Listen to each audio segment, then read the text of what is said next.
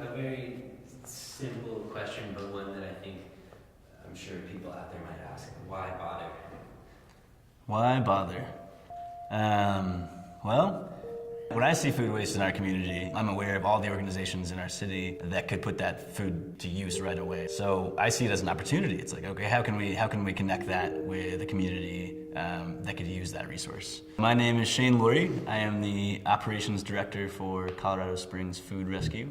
I graduated from Colorado College in 2016 and helped found the organization when I was a sophomore.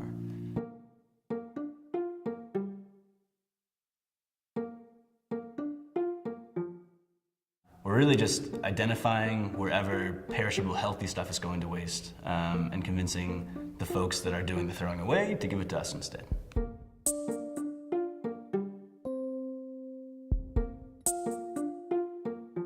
My name is Jackie Bonacia. I started volunteering for Colorado Springs Food Rescue in September.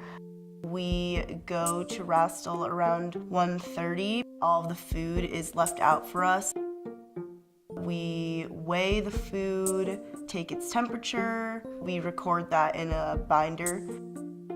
On average, we take about 6 trays, but we can take more if needed. What really differentiates the food rescue model from a traditional food bank model is that what we do is called direct redistribution. A traditional food bank will have a large warehouse where they will collect either food donations or food purchases. What you see is shelves stocked with products that really aren't doing any good in terms of nutritional value for the folks that are using the services. What we do is we take the food directly from the food donor to where it's going to go. Essentially, we're cutting the transport time down from like 3 days to 30 minutes. And what that allows us to do is rescue the perishable, healthy stuff that might not otherwise get rescued. Our primary partner that we work with is Urban Peak Youth Homeless Shelter. And ever since we started picking up food from Rastel's every day after lunch, they've actually seen their food budget go from $4,000 a month down to $900 a month.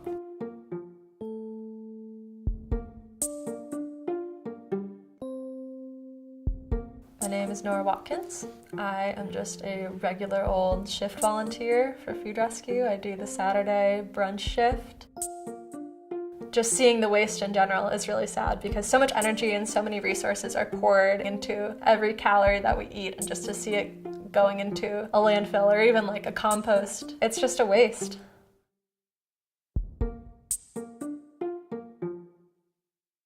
It's really powerful to see how much food could be potentially wasted on a day-to-day basis if CSFR wasn't doing what it's doing.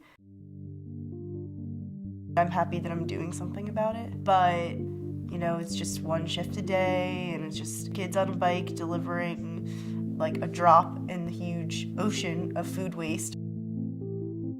What good are we doing? You know, maybe we can affect change in our community, but what does that mean for the rest of the country? That's been a challenge for me since the beginning. How effective is the nonprofit sector at alleviating social problems? Can we actually change the way that things are? Or are we just a glorified Band-Aid that can talk a big game? People can go into any endeavor with really awesome intentions. They kind of have themselves set up with this expectation of doing something great and achieving something great, but you know, one person can most of the time only do a little bit. And so I think people are kind of set up to fail.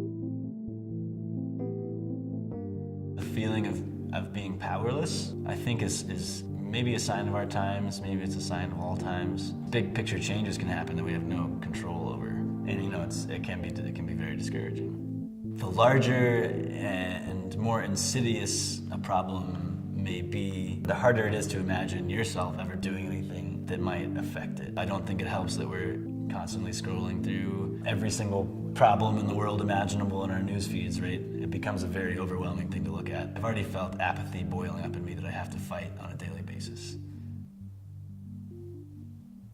I think people feel defeated before they even start because they know enough to know that their contribution isn't going to make or break the situation. But that's not the reality of it at all. The reality is It's really complicated and takes a long time and a lot of effort and a lot of different people. If you can acknowledge that and like be okay with that, maybe something is slowly starting to change. Change, in my experience, right, change does happen at the local level, the grassroots level. Because where else is it gonna happen? Where else is it gonna start, you know? If it's not you, who's gonna do it? You know, I think that's maybe a better way to think about it. Flip it on its head, right? Somebody has to be there to start the momentum, and then a lot of people have to be there to continue it. Anyone can be skeptical just because it might be happening on a smaller scale, but you're helping real people and they're so grateful for what you're doing. It's not just a numbers game. It's also like someone's life, and that's not small. Nobody's life is small. Colorado Springs, you know, it had an opening. It had an opening for an organization that does this kind of stuff, and it had a community willing to support it. And as long as that exists, we'll be here doing what we do. Why bother? Well, as long as these inequities exist in our system and the public sector isn't doing anything about it, then it's sort of up to grassroots organizations like ourselves to try and find a fix for the problem. It's going to take a lot of work from a lot of people to start reversing this. And that starts with you.